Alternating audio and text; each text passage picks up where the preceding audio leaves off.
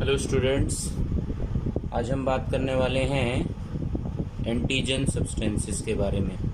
तो what are antigen? Antigen जो substance हैं, ये एंटीजन जो है वो इम्यूनोजेंस भी कहलाते हैं। इनको हम इम्यूनोजेन के नाम से भी जानते हैं। ये हैं इम्यूनोजेंस। इम्यूनोजेन मीन्स इम्यून सिस्टम को जो है एक्टिवेशन ये दे सकते हैं एंटीजन सब्सटेंसेस। ये फॉरेन सब्सटेंस हैं, ये फॉरेन सब्सटेंसेस होते हैं और ये लार्ज मॉलिक्यूल्स ऑफ प्रोटीन होते हैं। इनकी जो प्रॉपर्टी है, ये लार्ज मॉलिक्यूल होते हैं और ये लार्ज मॉलिक्यूल हो सकते हैं प्रोटीन्स और पॉलीसेकेराइड्स।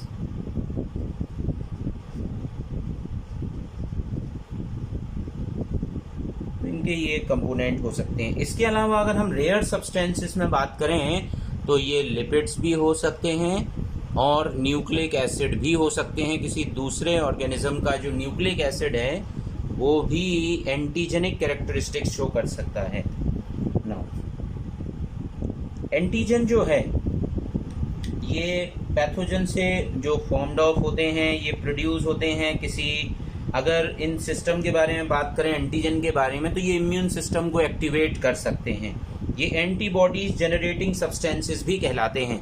एंटी मीन्स जो है अगेंस्ट और जनरेशन मतलब जो हमारे हैं इम्यून सिस्टम के लिए जो है जनरेट करा सकते हैं एंटीबॉडीज को। तो ये इनकी प्रॉपर्टी होती है एंटीजन्स की। एंटीजन जो है वो हायर मॉलिक्यूलर वेट के होते हैं। इनका जो है हाई मॉलिक्यूलर वेट होता है।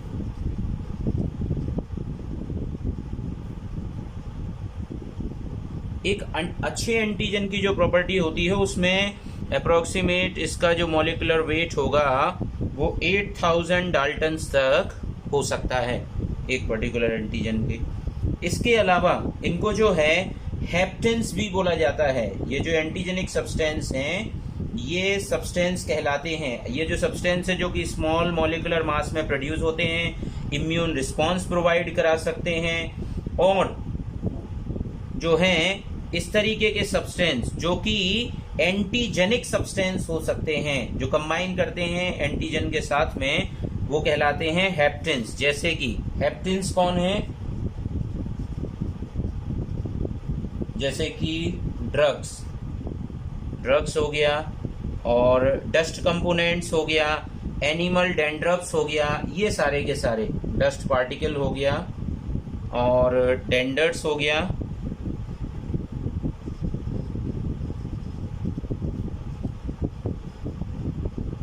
एनिमल डेंड्रफ्स हो गए, इंडस्ट्रियल केमिकल्स हो गए,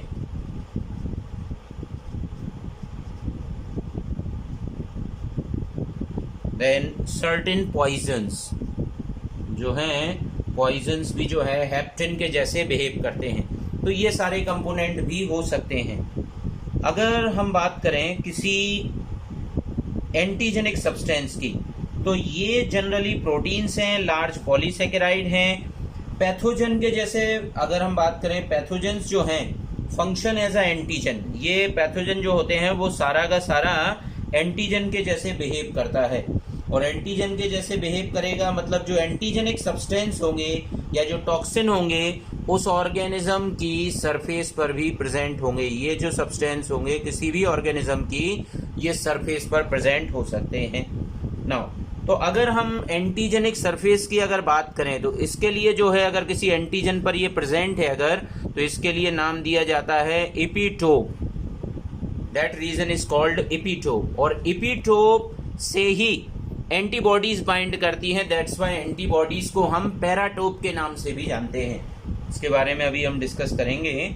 तो एपिटोप्स हो गए जो कि कहलाते हैं एंटीजेनिक डिटर्मिनेंट्स। इन एपिटोप्स को हम एंटीजेनिक डिटर्मिनेंट्स भी बोलते हैं। Now these are called antigenic determinants. तो जो एंटीजेंस हैं ये सेल सरफेस पर हो गए, एंटीबॉडीज फॉर्म करा सकते हैं, रिएक्ट करते हैं उनके साथ में। और इसके अलावा अगर हम बात करें तो ये और क्या क्या हो सकते हैं? एंटीजेनिक सब्सटेंस हो सकते हैं, कोई पॉलिन, पोलन ग्रेन्स भी हो सकते हैं, एग वाइट भी हो सकता है, इसके अलावा सर्टेन फ्रूट्स हो सकते हैं, वेजिटेबल्स हो सकते हैं, फ्रूट सब्सटेंसेस हो सकते हैं, ब्लड सेल हो सकती है किसी दूसरे ऑर्गेनिज्म की, जो ब्लड सेल हैं वो भी एंटीजन के जैसे बिहेव कर सकती हैं, तो ब्लड सेल्स हो गया। इसके अलावा पर्सन जो हमने बताया, टिश्यू हो सकता है, कोई ऑर्गन हो सकता है किसी दूसरे ऑर्गेनिज्म का, ये सारे के सारे एंटीजेनिक सब्सटेंस के जैसे बिहेव करते हैं। अब अगर एंटीजन की बात करें तो जो हेप्टिन्स में अगर हम बात करें तो ये do not produce antibody production. Haptens की ये प्रॉपर्टी होती है कि इनके अगेंस्ट में एंटीबॉडीज का प्रोडक्शन नहीं होता है, हेप्टिन्स की ये प्रॉपर्टी होती है। बट एंटीजन जो होते हैं, एंटीजन हमेशा जो है, अगर ये है पोलन है, एग वाइट है, वेजिटेबल्स, ब्लड सेल्स है, टिश्यू है, ऑर्गन्स हैं, इनके अगेंस्ट में कोई ना कोई एंटीबॉडीज जो है, इम्यून सिस्टम एक्टिवेट तो होगा बट एंटीबॉडीज का भी प्रोडक्शन होगा इसके अगेंस्ट में। तो एपिटोप हो गया, एक एंटीजन, एक डिटर्मिनेंट की बात हो गया इसमें।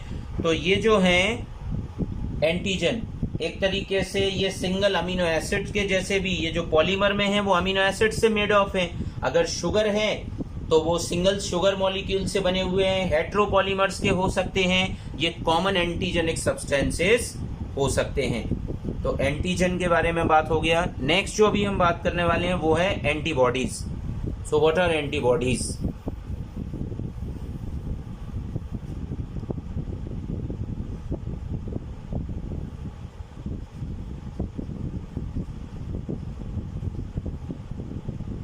एंटीबॉडीज का दूसरा नाम है इम्यूनोग्लोबुलिन्स।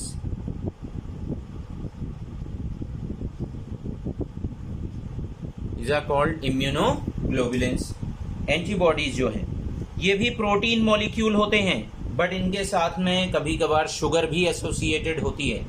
तो एंटीबॉडीज के अगर हम स्ट्रक्चर में बात करें तो एंटीबॉडीज जो है स्पेसिफिकली एंटीजन के अगेंस्ट में फॉर्म्ड ऑफ होती हैं एंटीबॉडीज। अगर एंटीबॉडीज में और भी अगर हम बात करें तो एंटीबॉडीज जो है फॉर्म करती हैं 20% of plasma protein.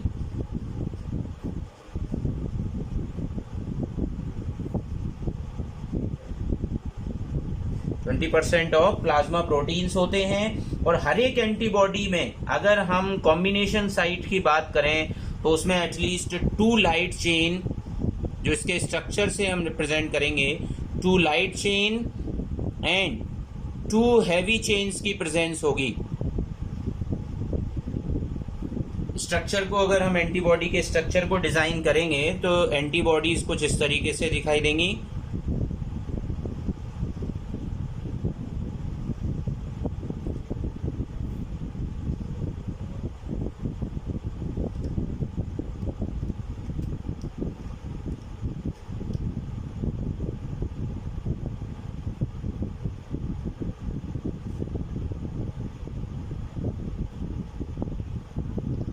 This is called light chain.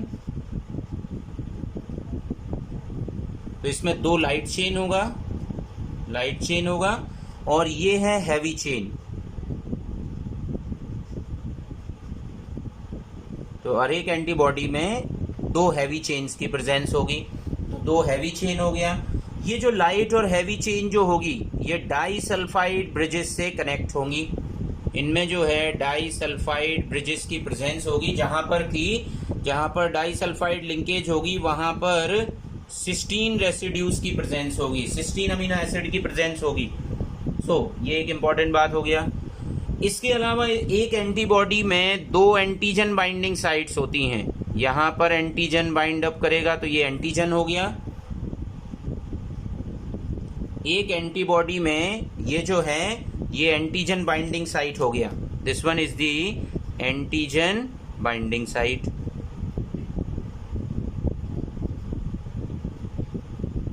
दो एंटीजन बाइंडिंग साइट हो गया, ये एंटीजन हो गया।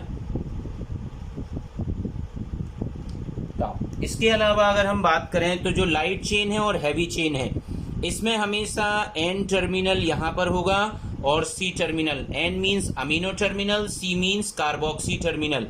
तो 2 सी टर्मिनल्स यहाँ पर होंगे, यहाँ एन टर्मिनल होगा, यहाँ भी N terminal, then C terminal. इतना ये जो स्ट्रक्चर है ये प्रेजेंट होगा यहाँ पर। इसके अलावा भी यहाँ पर ये साइड वाइज भी डाइसल्फाइड लिंकेजेस से कनेक्ट होती हैं। नाउ यहाँ पर भी डाइसल्फाइड लिंकेज की प्रेजेंस होगी जो इनको और स्टेबिलिटी प्रोवाइड करेगी। Now this region is called hinge region. यहाँ से ये थोड़ा सा अपने स्ट्रक्चर को मूव करा सकती है। ये जो स्ट्रक्चर है ये थोड़ा सा मूव कर सकता है हिंज रीजन से। नाउ हैवी चेन की बात हो गया। ये जो रीजन कहलाता है, यहां से लेके अगर इसकी हाफ स्ट्रक्चर की अगर बात करें, लाइट चेन में हाफ, हैवी चेन में ये जो 1/4 पोर्शन है, ये रीजन कहलाता है variable light, VL, variable light region. ये हर एक एंटीबॉडी में वेरी करेगा। तो वेरिएबल लाइट यहां पर होगा, वेरिएबल हैवी VH रीजन होगा। This is called VL and VH। So variable heavy, ये वेरिएबल हैवी रीजन होगा। मतलब variable light and variable heavy region से ही हमेशा एंटीजन बाइंड करता है। ये इंपॉर्टेंट प्रॉपर्टी है इसकी। इसी रीजन से हमेशा एंटीजन की बाइंडिंग होगी, वेरिएबल रीजन से। देन इसका यहाँ ये जो रीजन होता है जहां पर हैवी चेन का ये जो टर्मिनल पहुंच रहा है, इसको बोला जाता है fractional crystallisation. This region is called FC region, fractional crystallisation. क्योंकि इसी रीजन से जो एंटीबॉडी है किसी सेल सरफेस पर भी बाइंड करेगी। ये किसी सेल सरफेस पर बाइंड करती है अपने FC रीजन की मदद से। सो FC रीजन होगा यहाँ पर एंटीबॉडी के, that is called fractional crystallisation. Then तो ये पूरा एक एंटीबॉडी का, इसीलिए एंटीबॉडी का ये जो रीजन है जिससे कि एंटीजन बाइंड करता है, इसको बोला जाता है paratope. This is called paratope structure, जिससे कि एंटीजन हमेशा बाइंड करेगा। पैराटोप वाला रीजन ही एंटीजन से बाइंड अप करता है। तो ये एंटीबॉडी के स्ट्रक्चर की बात हो गया। अब अगर हम एंटीबॉडीज के अगर टाइप्स में बात करें, so this region is FC and this region is also called an FB region. FB region इसके लिए बोला जाता है antigen binding fragment, FAB, fraction of antigen binding. ये वो रीजन है जहां से कि एंटीजन बाइंड करेगा। तो एंटीबॉडीज को हम 2 पार्ट में डिवाइड कर सकते हैं, FAB एंड FC रीजन। ये 2 पार्ट में ये डिवाइड हो जाती है। अब अगर हम बात करें तो बहुत सारी एंटीबॉडी जनरेट किया जाता है। एंटीजन ग्लाइकोप्रोटीन है, 2 लाइट चेन है, 2 हैवी चेन की प्रेजेंस है। तो अगर 2 लाइट और हैवी चेन है तो H2L2 भी इसके लिए बोला जा सकता है। 2 heavy chain and 2 light chain की यहाँ पर प्रेजेंस होती है। जो हैवी चेन है उसमें large number of amino acids की प्रेजेंस होगी, क्योंकि ये बड़ी चेन है, इसमें ज्यादा अमीनो एसिड की प्रेजेंस होगी। बट ये चेन सिंगल ही होगी। ये जो चेन होगी ये सिंगल चेन होगी। लाइट चेन भी सिंगल चेन होगी, बट इसके ये वाला रीजन जो है ये वेरिएबल होगा। हैवी में भी जो वेरिएबल रीजन होगा उसी से एंटीजन की बाइंडिंग होगी, क्योंकि वेरिएबल रीजन हर एंटीबॉडी में बदलता है, जबकि ये रीजन कहलाता है कांस्टेंट रीजन।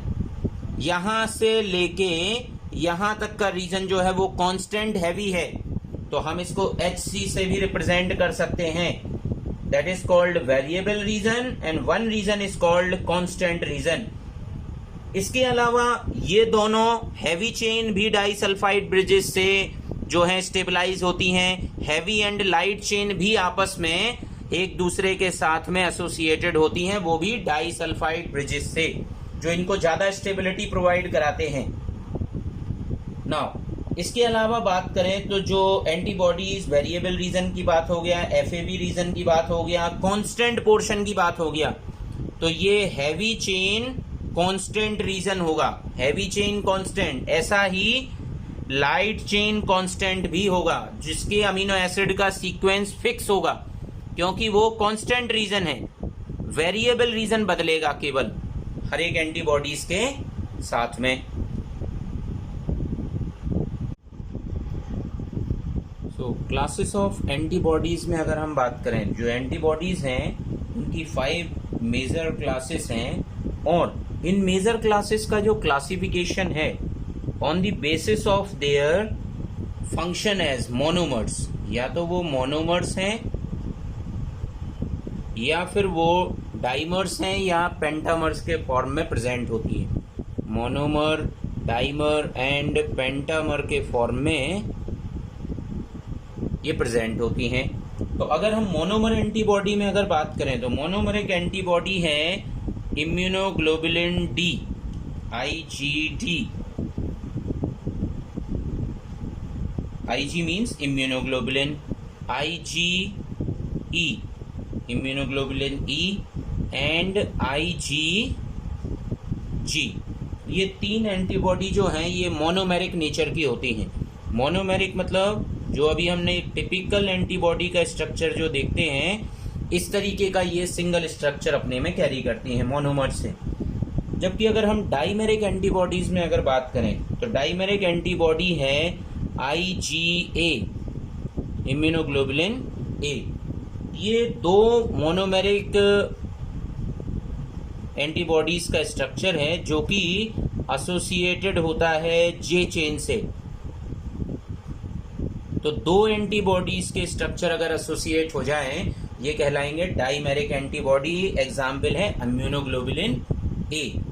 नाउ तीसरा जो है वो है पेंटामेरिक एंटीबॉडी। पेंटामेरिक एंटीबॉडी है IgM।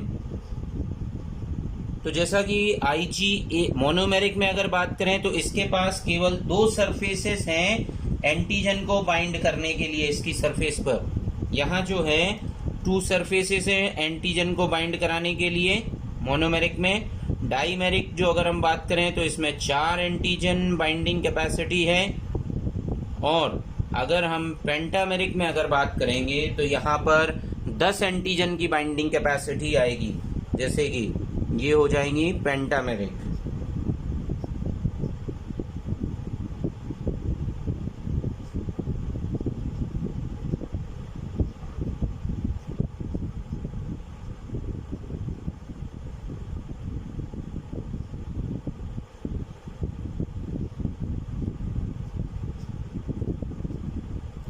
तो इससे जो है 10 एंटीजन बाइंडिंग कैपेसिटी आएगी, क्योंकि इसमें जो है 5 एंटीबॉडीज, 5 मोनोमेरिक एंटीबॉडीज जो हैं ये प्रेजेंट होंगी। तो इसमें 10 एंटीजन बाइंडिंग कैपेसिटी होगी।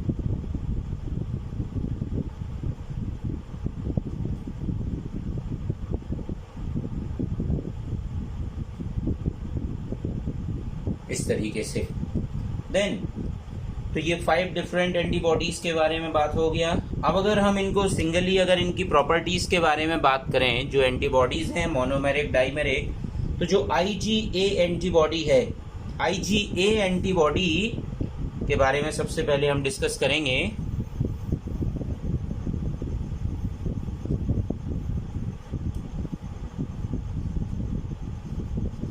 Immunoglobulin A। इम्यूनोग्लोबुलिन A जो एंटीबॉडी है ये बॉडी सिक्रीशंस में प्रेजेंट होती है। ये बॉडी के सिक्रीशंस में, बॉडी सिक्रीशंस में प्रेजेंट होगी। इसके अलावा वो कौन सा सिक्रीशन है, जैसे कि मदर्स मिल्क में, मदर का जो मिल्क होगा उसमें ये प्रेजेंट होगी, जो कि बच्चे के लिए जो है एक तरीके से इम्यूनिटी प्रोवाइड करेगी। तो फर्स्ट जो मदर मिल्क है जो कि कहलाता है कोलेस्ट्रम, उसमें ये बहुत ज़्यादा अमाउंट में प्रेजेंट होने वाली एंटीबॉडी है। बाकी एंटीबॉडी भी प्रेजेंट होंगी, बट IgA एंटीबॉडी जो है ये सिक्रेटरी नेचर की है। तो कोलेस्ट्रम जो है वो yellow protein mineral rich substance होता है। ये जो है yellow protein as well as इसमें जो है मिनरल्स की प्रेजेंस है, इसमें मिनरल्स की भी प्रेजेंस होगी। तो ये प्रेजेंट होता है और मदर के मिल्क में ये अर्ली सिक्रेटरी होती है। इसीलिए IgA एंटीबॉडी के लिए जो है सिक्रेटरी एंटीबॉडी के नाम से भी जाना जाता है। सिक्रेटरी एंटीबॉडी के नाम से इसको जाना जाता है। देन इम्यूनोग्लोबुलिन भी इसको बोलते हैं। ये जो एंटीबॉडी है ये जो है ये पाथवे में कॉम्प्लीमेंट सिस्टम एक्टिवेट करने वाली एंटीबॉडी है। ये एंटीजन के साथ में बाइंड अप करेगी, एंटीबॉडी एंटीजन कॉम्प्लेक्स जुड़ेगा, एंटीजन एंटीबॉडी कॉम्प्लेक्स के साथ में ये एंटीजन होगा और ये क्या फॉर्म करेगी, कॉम्प्लीमेंट सिस्टम।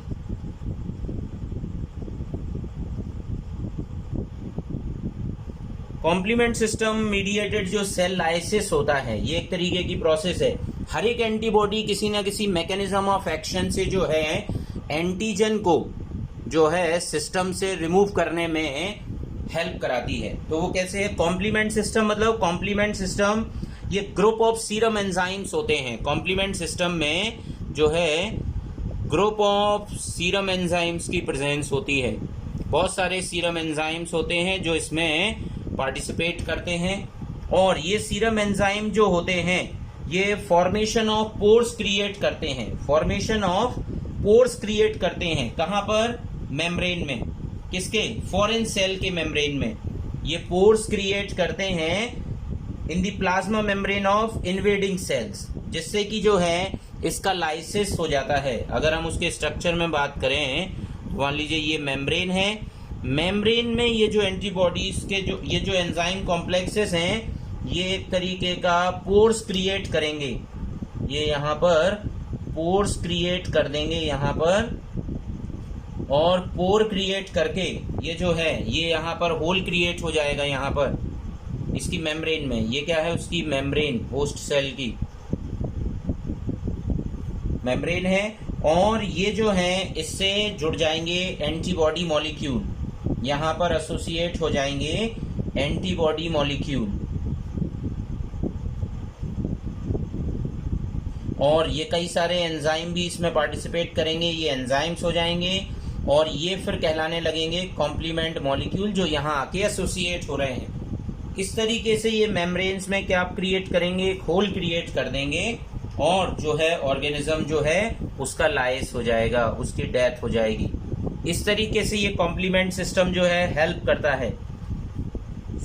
आईजीए जो है मोनोमेरिक एंटीबॉडी है, डिफेंस देती है किसी पैथोजन के अगेंस्ट में, और इन्वेडिंग माइक्रो ऑर्गेनिज्म के लिए भी ये सेंसिटाइज होती है। Clear. So this is next antibody जो है that is IgD, immunoglobulin D.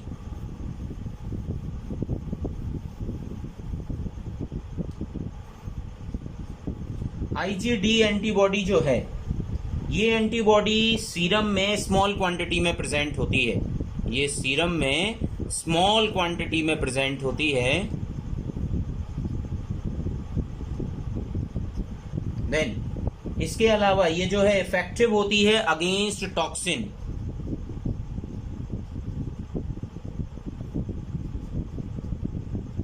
Toxin substances के अगेंस्ट में काम करती है और कुछ एलर्जेंस के लिए, एलर्जिन सब्सटेंस के लिए भी ये इफेक्टिव एंटीबॉडी है।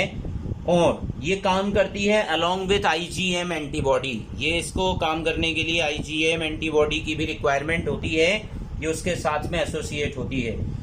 ये अगर हम बात करें आईजीडी एंटीबॉडी जो है ये बी सेल की सरफेस पर प्रेजेंट होती है। बी सेल की सरफेस पर इस एंटीबॉडी की प्रेजेंस होती है आईजीडी। बी सेल सरफेस पर होती है तो यहाँ B cell appear on the surface of B cell, और ये एंटीजेनिक रिसेप्टर होंगे, और ये इसके साथ साथ ये जो आईजीडी एंटीबॉडी होती है ये बी सेल्स को एक्टिवेट भी करने में मदद करती है, आईजीडी एंटीबॉडीज। तो इस तरीके से इसका रोल जो है ये है आईजीडी का। ये भी मोनोमेरिक एंटीबॉडी है, आईजीडी बताया हुआ था मोनोमेरिक एंटीबॉडी है। देन अगली एंटीबॉडी के बारे में अगर बात करें दैट इज आईजीई।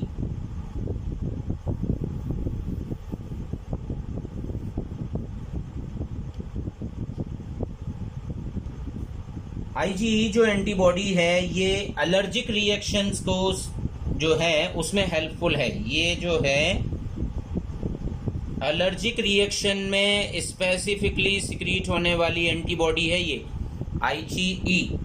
IgE जो है ये कंसंट्रेटेड होती है कहां पर, म्यूकस मेम्ब्रेन के पास में, ये होती है म्यूकस मेम्ब्रेन के पास में, म्यूकस मेम्ब्रेन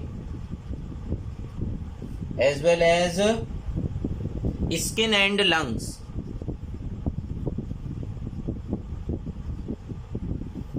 देन ये जो है IgE एंटीबॉडी जो है ये एलर्जिक रिस्पॉन्स में काम करने वाली एंटीबॉडी है और ये ट्रिगर करती है हाइपर सेंसिटिव रिएक्शन को, ये ट्रिगर करती है हाइपर सेंसिटिव रिएक्शन को।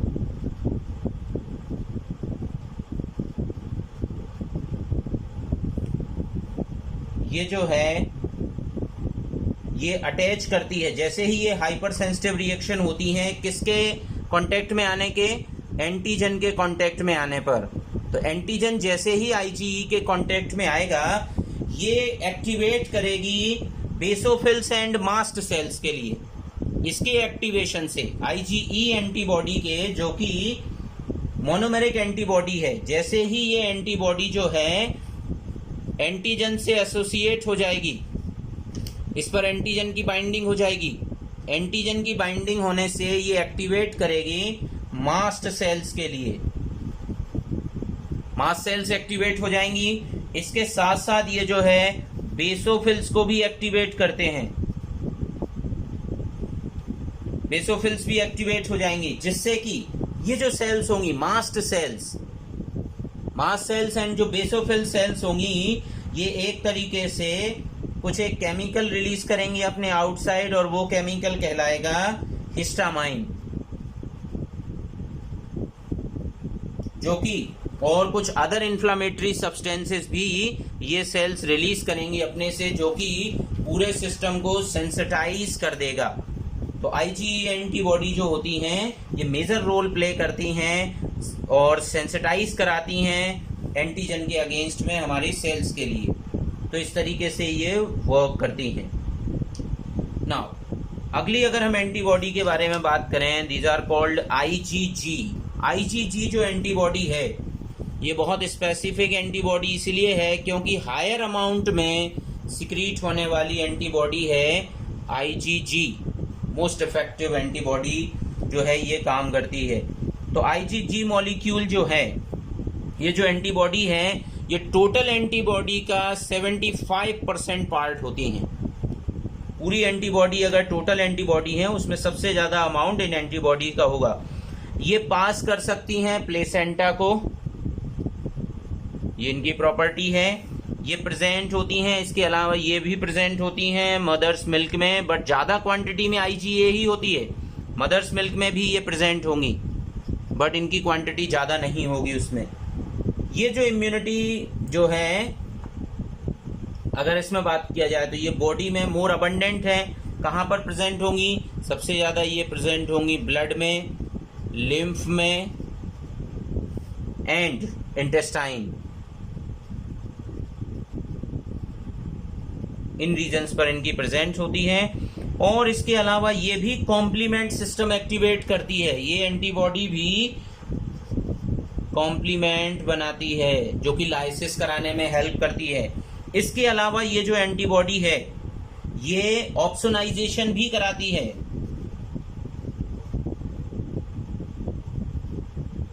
सो व्हाट इज ऑप्सोनाइजेशन? ये IgG एंटीबॉडी का ही रोल है। IgG एंटीबॉडी जो होती है ये ऑप्सोनाइज जब ये कराती है तो ऑप्सोनाइजेशन में ये एंटीजन, जो भी कोई भी एंटीजन जो आया हुआ है उसकी सरफेस पर एंटीजन एक कंपोनेंट प्रेजेंट होगा जिसको हमने एपिटोप भी बोला हुआ था। तो IgG मॉलिक्यूल जो होंगे ये पूरे तरीके से कोट कर देंगे इस एंटीजन के लिए। एंटीजन की सरफेस को कोट कर दिया जाएगा। एंटीजन की सरफेस जो है वो कोट हो जाएगी और फिर इसके लिए पूरी की पूरी सेल के लिए जैसे ही एंटीजन से बाइंड कर चुके हैं एंटीबॉडी, ये IgG एंटीबॉडी है। और इस पूरी की पूरी एंटीबॉडी जो बाइंडेड स्ट्रक्चर है इसके लिए फेगोसाइटोसिस सेल के पास में पहुंचा दिया जाएगा। तो जो फेगोसाइटिक सेल होंगी वो फेगोसाइटिक सेल जो क्या करेंगी, इनके साथ में इस पूरे के पूरे कंपोनेंट को जो है, ये जो एंटीजन की सरफेस पर जो एंटीबॉडी बाइंड कर चुका है उस पूरे के पूरे स्ट्रक्चर को ये क्या कर लेंगी, एनगल्फ कर लेगा, ये फैगोसाइटिक सेल, तो इसका फैगोसाइटोसिस हो जाएगा। देन फैगोसाइटोसिस हो जाएगा, कौन करेगा, मैक्रोफेजेस। ये कौन सी सेल है, मैक्रोफेजेस। मैक्रोफेज ऐसा परफॉर्म करेगी। तो इस तरीके से जो है कॉम्प्लीमेंट सिस्टम में सेल लाइसिस हो रहा है और यहां पर ऑप्सोनाइजेशन में जो है फैगोसाइटोसिस हो रहा है, यहां पर फैगोसाइटोसिस की प्रोसेस होगी। तो इस तरीके से जो है ये आईजीजी जो एंटीबॉडी है ये वर्क करती है। देन इसके अलावा ये इफेक्टिव होती है वायरस, फंजाई, बैक्टीरिया के टॉक्सिन के लिए भी। ये टॉक्सिन्स में भी इफेक्टिव है, टॉक्सिन के लिए भी इफेक्टिव है, बैक्टीरिया के एंटीजन को, fungi as well as viruses के अगेंस्ट में भी जो है ये एंटीबॉडी फंक्शनल होती है, आईजीजी। लास्ट जो एंटीबॉडी है दैट इज आईजीएम। आईजीएम जो एंटीबॉडी है ये पेंटामेरिक एंटीबॉडी है। ये सबसे ज्यादा एंटीजन बाइंड करने की कैपेसिटी रखती है, पेंटामेरिक है, अपने में 10 एंटीजन बाइंडिंग साइट्स होती हैं इसमें।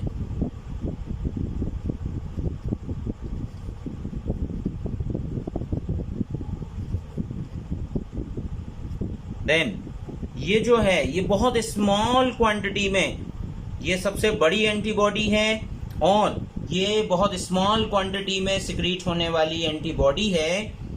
तो जो है आईजीएम जो एंटीबॉडी है, बट अगर हम बात करें आईजीएम जो एंटीबॉडी होती है ये एंटीबॉडी हाईली इफेक्टिव होती है।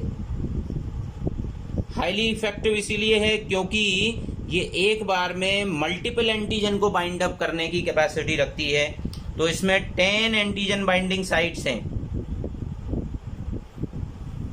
आईजीएम जो है ये आईजीजी के प्रोडक्शन को भी स्टिमुलेट करती है। आईजीजी के प्रोडक्शन को स्टिमुलेट किया जाता है। देन इसके अलावा जो है ये जो रिएक्शन करती है ये रिएक्शन करती है एग्लूटिनेशन रिएक्शन। आईजीएम जो एंटीबॉडी है ये एग्लूटिनेशन रिएक्शन को परफॉर्म कराती है। ये भी किसी एंटीजन की सरफेस पर जाकर बाइंड करेगी। कई सारे एंटीजन्स होंगे, उनकी सरफेस पर ये एंटीबॉडी स्पेसिफिकली बाइंड अप कर जाएगी और इस पूरे के पूरे सिस्टम को, जहां पर ये एंटीबॉडी जब ये उस एंटीजन से जुड़ जाएगी तो ये पूरा का पूरा जो कॉम्प्लेक्स है, जो एंटीजन एंटीबॉडी कॉम्प्लेक्स है, ये पूरे तरीके से ब्लड में या बाकी रीजन्स में जो है जैसे ये इससे बाइंड हुआ है तो ये बन जाएगा एक इनसॉल्युबल कॉम्प्लेक्स। इनसॉल्युबल कॉम्प्लेक्स के जैसे ये बन जाएगा और जो कि हार्मलेस हो जाएगा। तो ये सिस्टम में कोई भी अपना एंटीजेनिक रोल प्ले नहीं कर पाएंगे। ये एंटीजन, इन एंटीजन का कोई भी एंटीजेनिक रोल नहीं होगा। इस तरीके से ये जो एंटीबॉडी का जो कॉम्प्लेक्स है इनसॉल्युबल हो जाता है और सिस्टम में हार्मलेस हो जाता है। So this is the role of IgM antibody.